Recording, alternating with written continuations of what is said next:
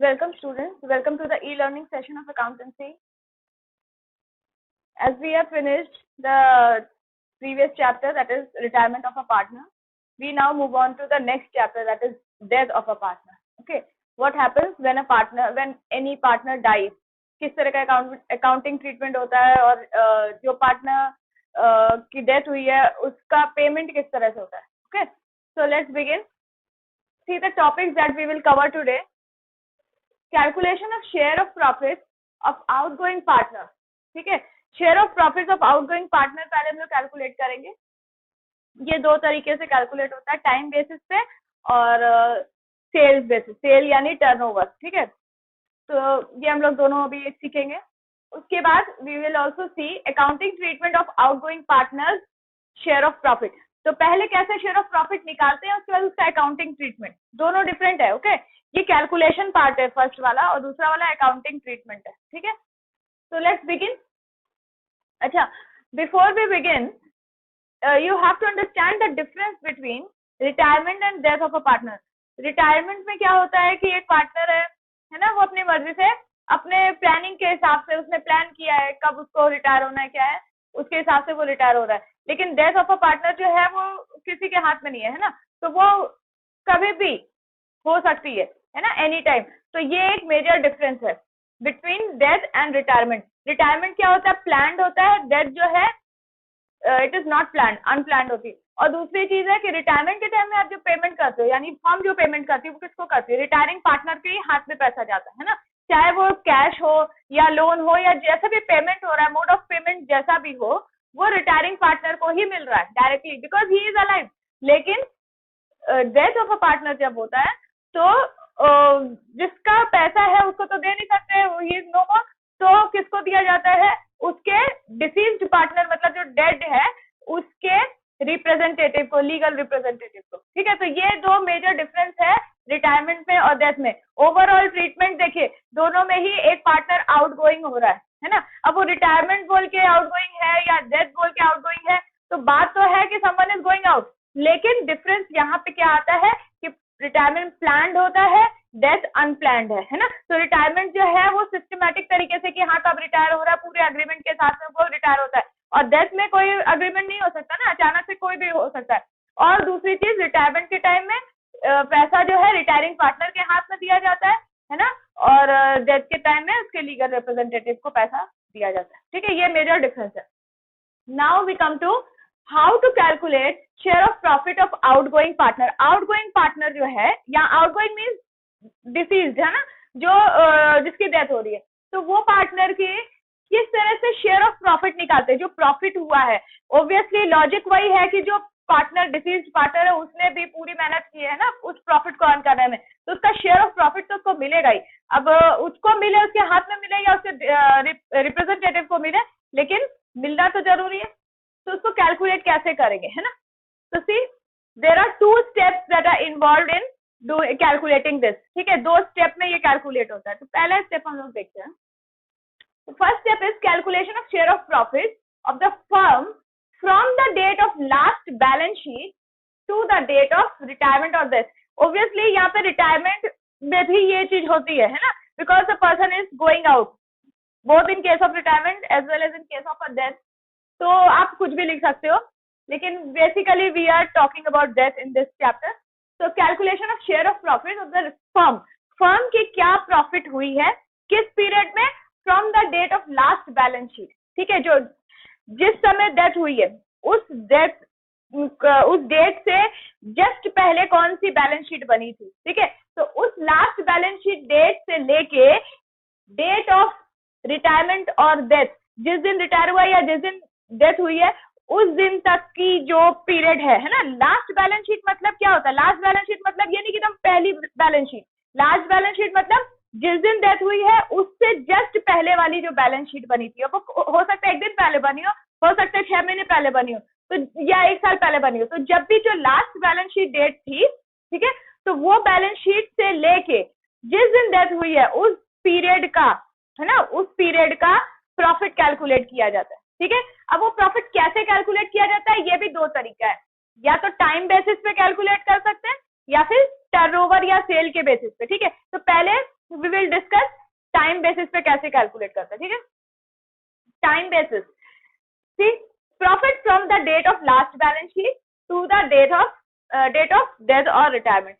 जिस दिन मैंने जो अभी यहाँ बताया कि जो लास्ट बैलेंस शीट थी उस दिन के, सपोज करिए 31 मार्च 2019 है ना, तो 31 मार्च 2019 का लास्ट बैलेंस शीट था और पर्सन डाइड ऑन से 31 जून 2019 है ना, तो मार्च 31 को लास्ट बैलेंस शीट बनी थी, तो उस दिन से लेके 30th जून, सॉरी जून में तो 30 ही दिन होता है, तो 30th जून 2019 है ना, तो फर्स्ट अप्रैल से लेके आप काउंट करोगे क्योंकि मार्च का तो 31 लास्ट डे था, तो फर्स्ट अप्रैल मई जून है ना, तो पूरा 3 मंथ का प्रॉफिट कैलकुलेट होगा, ठीक है। So profit from the date of last balance sheet to the date of this, ठीक है, वो हम लोग यहाँ पे लेंगे। दैट इज इक्वल टू, ये कैसे कैलकुलेट होता है, it is equal to number of days और month from the date of last balance sheet to the date of death. वही जो मैंने कैलकुलेट किया कि लास्ट बैलेंस शीट से लेके डेथ तक के वो कितना पीरियड कवर हुआ है ना, आप उसको मंथ्स में भी कर सकते हो या फिर डेज में भी कर सकते हो, है ना। मंथ्स में करेंगे तो 3 मंथ आ रहा है ना, और डेज में करेंगे तो रफली वो 90 डेज आएगा क्योंकि 3 मंथ्स पे 30 करके अगर आप एवरेज में लेते हो तो 90 डेज है ना, डिवाइडेड बाय 365 डेज। अगर आप डेज में कैलकुलेट कर रहे हो तो आपको 365 डेज से डिवाइड करना होगा, अगर आप मंथ लिए हो 3 मंथ तो आपको 12 मंथ से डिवाइड करना होगा, okay. And you will multiply this figure with previous years profit और average profit of the given number of years. Given number of years मतलब आपको बता दिया जाएगा, जैसे हम लोग गुडविल के कैलकुलेशन में करते थे, याद करिए कि गुडविल में आपको average profit of number of years दिया जाता था, जो नॉर्मल प्रॉफिट निकालने वाला जो तरीका होता है, जो ऐसे हम लोग कैलकुलेट करते हैं, तो या तो उस तरीके से होगा, वो सब में दिया रहेगा आपको, और या फिर प्रीवियस ईयर का प्रॉफिट, या तो जस्ट प्रीवियस ईयर वाला प्रॉफिट लिया जाएगा और या फिर लास्ट फ्यू ईयर्स का प्रॉफिट आपको मेंशन कर दिया जाएगा, आपको वो लेना होगा, ठीक है। तो आप मल्टीप्लाई करोगे, profit of the last balance sheet date to the date of death is equal to number of days और number of month from the date of last balance sheet to the date of death divided by 365 days और 12 month. As the case में भी अगर आप days लेते हो तो days से डिवाइड करोगे, मंथ लेते हो तो मंथ से डिवाइड करोगे और मल्टीप्लाई करोगे प्रीवियस ईयर के प्रॉफिट से या average profit of last few years, ठीक है। ये अपना एक फॉर्मूला बन गया। Now profits are divided into pre and post death period, ठीक है। प्रॉफिट जो है ये ऐसा अज्यूम किया जाता है कि जो प्रॉफिट अर्न हो रहा है ना वो इवनली अर्न हो रहा है। जनरली लॉजिकली आप देखिए, प्रैक्टिकली क्या होता है, जरूरी थोड़ी कि आप इस मंथ में जो प्रॉफिट अर्न किया वही नेक्स्ट मंथ हो, ज्यादा कम भी होता है, होता ही है ना। जरूरी नहीं है कि एकदम सेम प्रॉफिट आप through out the year earn करो, लेकिन जब आप कैलकुलेशन करते हो for your academic point of view, आप ये अज्यूम करते हो, अजम्पशन लेते हो, सोच लेते हो कि हर मंथ में evenly throughout the year, मतलब पूरे साल भर आप इवनली मतलब बराबर आप एक ही बराबर का प्रॉफिट अर्न करते जा रहे हो पूरे साल, ठीक है। तो profits are divided into pre and post death period. जो डेथ जिस समय हुई है उसके प्रॉफिट क्या किया जाता है, प्रॉफिट को 2 पार्ट में डिवाइड कर दिया जाता है। एक पीरियड बना दिया जाता है प्री डेथ पीरियड, मैंने जब वो इंसान जिंदा था तो उस पीरियड में क्या प्रॉफिट हुआ और उसके डेथ के बाद क्या प्रॉफिट हुआ, ठीक है। On the basis of time, हम लोग यहाँ पे टाइम बेसिस कर रहे हैं, तो टाइम के बेसिस पे ये प्रॉफिट का डिवीजन हो जाता है, assuming that the profits are earn evenly throughout the year, ठीक है। तो let's do one example on this to understand the concept better, okay. So before starting with an example, I need to tell you one more thing. मैंने already आपको कहा है कि ये 2 step process है ना। तो जब भी हम लोग को डाइंग और डिसीज्ड पार्टनर का शेयर ऑफ प्रॉफिट निकालना है तो हमारा 2 स्टेप होता है। तो पहला स्टेप होता है कि फर्म का प्रॉफिट कैलकुलेट करना है, जो 2 पीरियड में हम लोग डिवाइड करते हैं, जो मैंने अभी आपको बताया, from the date of last balance sheet till the date of death, ठीक है। ये 2 तरीके से निकालते हैं, या तो टाइम बेसिस पे या सेल्स बेसिस पे। टाइम बेसिस मैंने आपको बताया फॉर्मूला की क्या होता है ना। अभी सेल्स बेसिस को एक बार यही रहने देते हैं, वो हम लोग नेक्स्ट स्टेप में करेंगे। तो टाइम बेसिस पे अगर आप कैलकुलेट कर रहे हो share of profit of the firm, उसके बाद नेक्स्ट स्टेप क्या होता है, आप चाहे टाइम बेसिस पे करो चाहे सेल्स बेसिस पे करो, ठीक है। सेकंड स्टेप कॉमन है, सेकंड स्टेप रहेगा, ठीक है, यही वाला। सेकंड स्टेप में क्या बोल रहा है, अब हम लोग को पहले हमने फर्म की प्रॉफिट कैलकुलेट की थी, ठीक है। अब हम लोग उसमें उस प्रॉफिट में से जो प्रॉफिट निकाले थे फर्म की, उस पीरियड की profit from the date of last balance sheet till the date of death, वो प्रॉफिट निकालने के बाद नेक्स्ट स्टेप हमारा क्या होता है, कैलकुलेटिंग आउटगोइंग पार्टनर शेयर, जो डाइंग पार्टनर है या रिटायरिंग पार्टनर है उसका शेयर फिर उस प्रॉफिट में कितना था ये निकालना है, ठीक है। वो कैसे निकालते हैं हम लोग, outgoing partner share in profit is equal to profit of the firm from the date of last balance sheet to the date of death. ये जो हम लोग ने कैलकुलेशन किया, ये जो हमारा आंसर आया था इस स्टेप में, this multiplied by proportion of share of outgoing partner. जैसे हम लोग गुडविल में नहीं करते कि गुडविल वैल्यू करते हैं, उसमें फिर आउटगोइंग पार्टनर का यानी रिटायरिंग पार्टनर का हम लोग शेयर निकालते हैं, बिल्कुल वैसे ही यहाँ पे प्रॉफिट कैलकुलेट किया गया है। और प्रॉफिट कैलकुलेट माने गुडविल का कैलकुलेशन डिफरेंट होता है, प्रॉफिट का कैलकुलेशन डिफरेंट है, लेकिन कैलकुलेट करने के बाद आउटगोइंग या डिसीज्ड पार्टनर का शेयर निकालने का तरीका तो भाई उसका रेशियो दिया रहता है, बस आपको रेशियो लगाना है, उसका प्रोपोर्शन निकाल लेना, ठीक है। So this is I didn't tell you this step, second step नहीं बताया था, इसके बिना हमारा सम हो नहीं सकता है ना, क्योंकि आपको कोई भी सम करना चाहे आप टाइम बेसिस पे करें चाहे सेल्स बेसिस पे, you need to have this second step in mind. तो सेकंड स्टेप नहीं जानेंगे तो फिर करेंगे कैसे, इसीलिए I needed to tell you this. Okay, now we will move on to an example.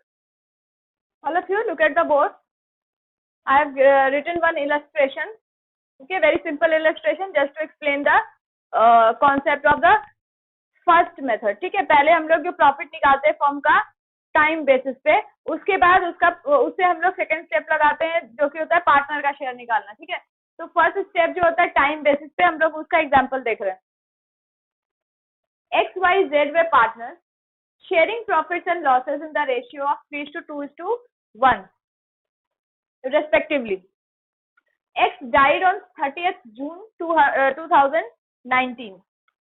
The partnership deed provided that the share of profit till the date of death be estimated at the sum calculated on the average of the last 3 completed years profit, the profit of the past 3 years, okay, past years, 3 years नहीं, past years, where 5 साल की profit आपको दी गई है, देखिए 2014 से start किया है 5000, 2015 में भी 5000, 2016 में 8000, 2017 में 7600, okay, this is a semicolon, okay, 7600 and then 2018 में 9000। पास्ट 5 years, पास्ट मतलब जो साल में डेथ हुई है उस साल से प्रीवियस 5 years, ठीक है, उन 5 years की प्रॉफिट दी है।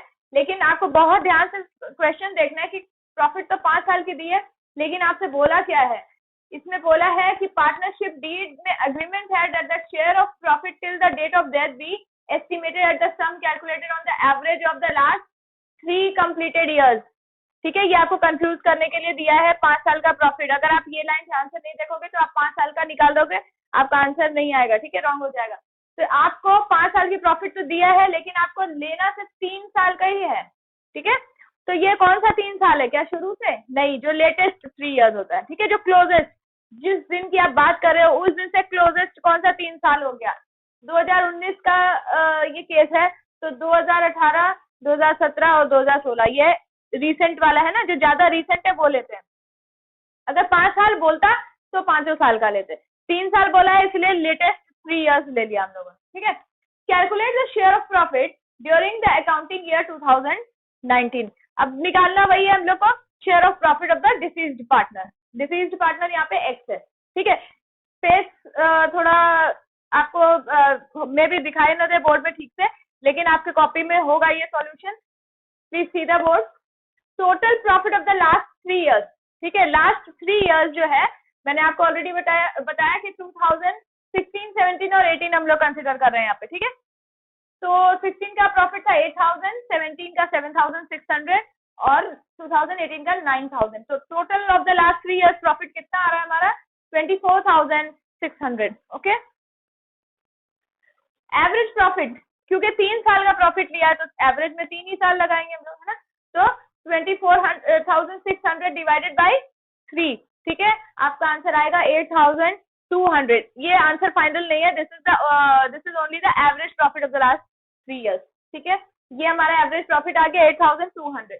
अब हमारा फर्स्ट स्टेप लगेगा जो हम लोगों ने टाइम बेसिस पे लगाया था। टाइम बेसिस में हम लोग क्या कर रहे थे, ये जो प्रॉफिट हम लोग निकालते हैं इसको हम लोग लास्ट बैलेंस शीट डेट से लेके डेथ ऑफ द पार्टनर जिस दिन हुई है उस समय तक कितना मंथ्स हुआ या कितना डेज हुआ। अगर आप डेज ले रहे हैं तो 365 से डिवाइड कर देंगे, मंथ्स ले रहे हैं तो 12 से डिवाइड करेंगे। वी आर टेकिंग मंथ, ठीक है। तो लास्ट बैलेंस शीट डेट कौन सी थी यहाँ पे, 31 मार्च 2019 है ना, और डेथ किस दिन हुई है, 30 जून को। तो आपका नंबर ऑफ मंथ्स कितना हो गया, 3, अप्रैल, मई एंड जून, ठीक है। तो we will multiply this 8200, this average profit will be multiplied with 3/12, ठीक है। Clear? Just see the formula if you have any doubt. Formula जो मैंने जस्ट अभी इसके पहले बताया आपको। तो ये कैलकुलेशन से आपका अमाउंट आ रहा है 2050, ओके। एंड नेक्स्ट स्टेप क्या था हमारा, सेकंड स्टेप, डिसीज्ड पार्टनर का शेयर निकालना, जो कि हम लोग इतने दिन से करते आ रहे हैं ना, जैसे रिटायरिंग पार्टनर का निकालते हैं आप गुडविल का शेयर। तो यहाँ पे डिसीज्ड पार्टनर एक्स है, आप देख रहे हो रेशियो है 3:2:1, उसका शेयर कितना हो गया 3/6 यानी 1/2 है ना। तो आप deceased partner share of profit कैसे निकालोगे, deceased partner share of profit है 2050 इंटू 3/6 इंटू 3/6, ठीक है, यानी 1/2। तो आपका आंसर आ रहा है 1025। Now here whole calculation is very simple. आपको बस मुझे फोकस करवाना है इस फॉर्मूले में जो 8200 इंटू 3/12 किया हमने, इसका लॉजिक क्या है। मैंने आपको बताया ना कि जब भी कोई प्रॉफिट हम लोग यहाँ पे ले रहे हैं तो हम लोग क्या मान रहे हैं कि इवनली अर्न कर रहा है वो प्रॉफिट। कौन, फर्म है ना, फर्म पूरे साल भर इवनली मतलब एक ही बराबर प्रॉफिट अर्न कर रहा है। तो टोटल प्रॉफिट जो हम लोग कैलकुलेट करते हैं 12 महीने का कैलकुलेट कर रहे हैं ना, ये जो एवरेज प्रॉफिट आया है 8200, ये 3 साल का एवरेज प्रॉफिट है। मतलब हम लोग एवरेज में हम लोग मान रहे हैं कि एक साल में कोई मतलब ये जो 3 ईयर का प्रॉफिट है इससे एवरेज निकाल रहे हैं कि 12 महीने में हम लोग 8200 अर्न कर रहे हैं, ठीक है।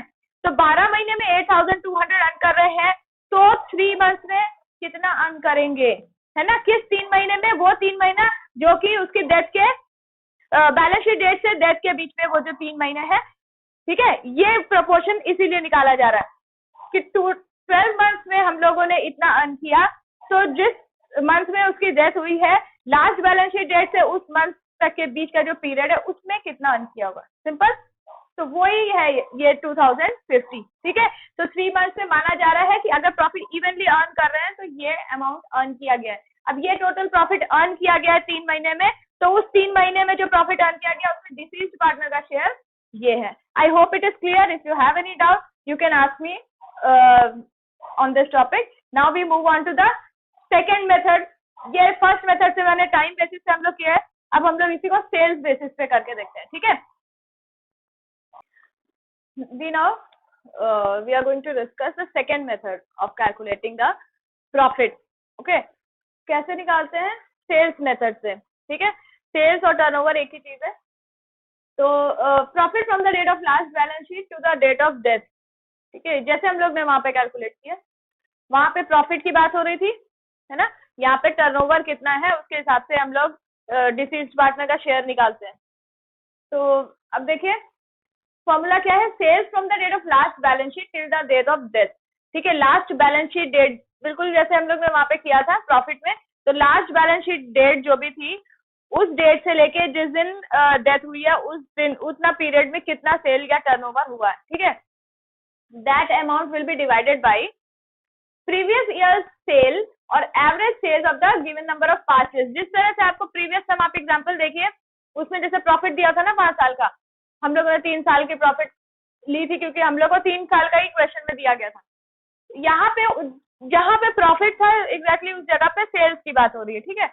तो क्या बोल रहा है कि प्रीवियस ईयर सेल या तो पिछले साल का, है ना, ये सब में बोला जा सकता है आपको कि पिछले साल का ही वो मांगेगा या फिर पास्ट फ्यू इयर्स का मांगेगा। वो जो भी मांगेगा वो उसको पहले से दे के रखेगा आपको, ठीक है। तो जिस तरह से प्रॉफिट की बात हो रही थी उसी तरह से यहाँ पे क्या कर रहे हैं हम लोग, सेल ले रहे हैं, प्रीवियस ईयर का सेल या फिर लास्ट फ्यू इयर्स का एवरेज सेल, ठीक है, of the given number of years, जो आपको क्वेश्चन में बताया जाएगा, ठीक है, उसमें कोई प्रॉब्लम नहीं है।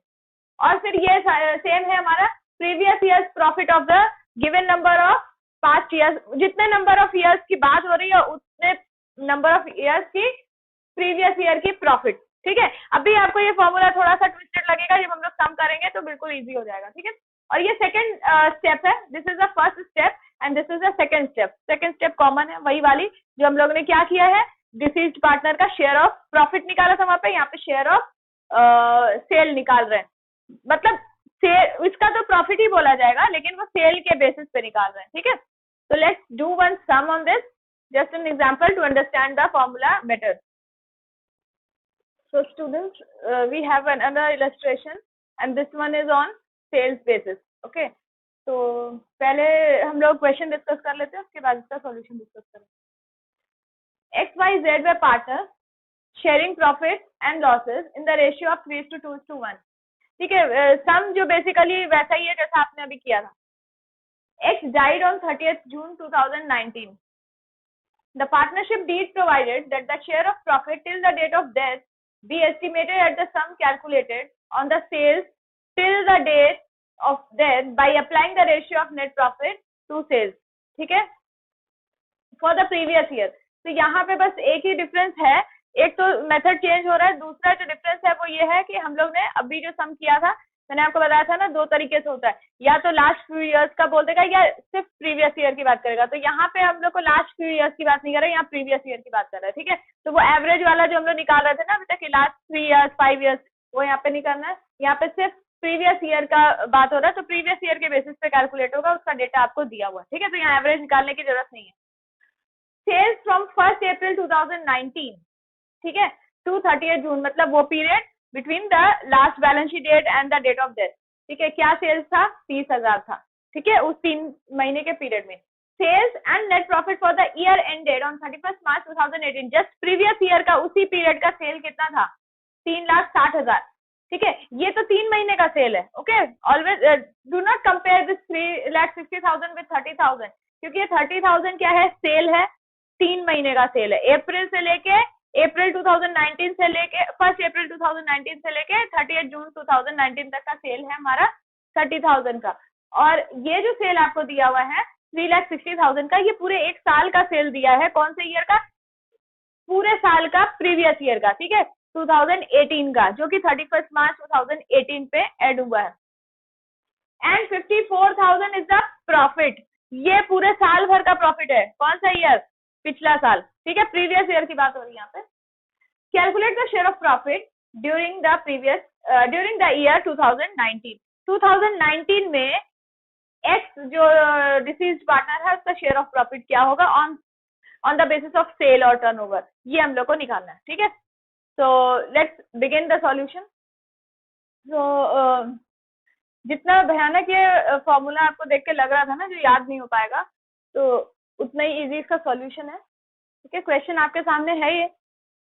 अब देखिए, हम लोगों को बताया गया था कि 30,000 3 महीने का सेल था, है ना। सेल का अमाउंट 1 अप्रैल 2019 से 30 जून 2019 तक का सेल कितना बताया गया था, 30,000, है ना। और लास्ट मतलब प्रीवियस ईयर का जो सेल था 2018, 31 मार्च 2018 को जो ईयर एंड हो रहा है, उसमें कितना सेल हुआ था, उसमें सेल हुआ था 3,60,000 का।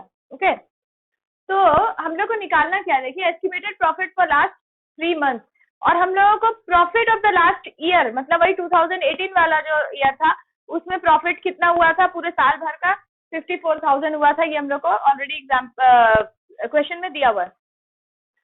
अब क्या है, तो सिंपल फॉर्मूला आपको देखिए, लॉजिक क्या है, अगर आपको वो याद नहीं होता तो उसमें करना क्या है कि एस्टिमेटेड प्रॉफिट 3 महीने का प्रॉफिट निकालना है। आपको पूरे साल का प्रॉफिट दिया है जो कि है 54,000। ठीक है, तो और पूरे साल का सेल है 3,60,000। ठीक है, पूरे साल का सेल है, तो जब सेल 3,60,000 था तो प्रॉफिट आपका साल भर का था 54,000 का। ठीक है, जब पूरे साल का सेल 3,60,000 था तो प्रॉफिट था 54,000 का। तो अगर सेल 30,000 का है तो प्रॉफिट कितना होगा, सिंपल प्रॉफिट होगा 4,500। यूनिटरी मेथड है, कुछ भी नहीं है इसमें। ठीक है, तो सिंपल लॉजिक लगाया कि साल भर का सेल 3,60,000 था, प्रॉफिट था 54,000, तो अगर सेल्स 3 महीने का 30,000 का है तो प्रॉफिट 4,500 का होगा। ओके, और ये टोटल प्रॉफिट है 3 महीने का, है ना।